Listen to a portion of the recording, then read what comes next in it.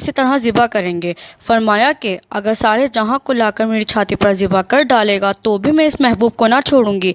ये सुनकर फिरौन ने हुक्म दिया कि इस छोटी लड़की को भी ज़िबा किया जाए। जिस वक्त इस मासूम नन्ही सी जान को छुरी के नीचे माँ की छाती पर, जहाँ वो पहले दूध पिया करती थी, आज अपनी छोटी सी जान इस नेमत के शुक्र में रहमौला में कुर्बान करने के लिए लिटाई गई।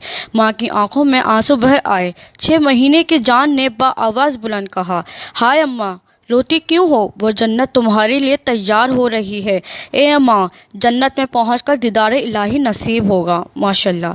माँ बच्ची से ये ताज्जुब की बात सुनकर पूरी तरह मजबूत हो गई। इधर जालिमों ने उसे ज़िबा किया। नन्ही बच्चे का फ़राक ज़्यादा माँ ने पसंद ना किया।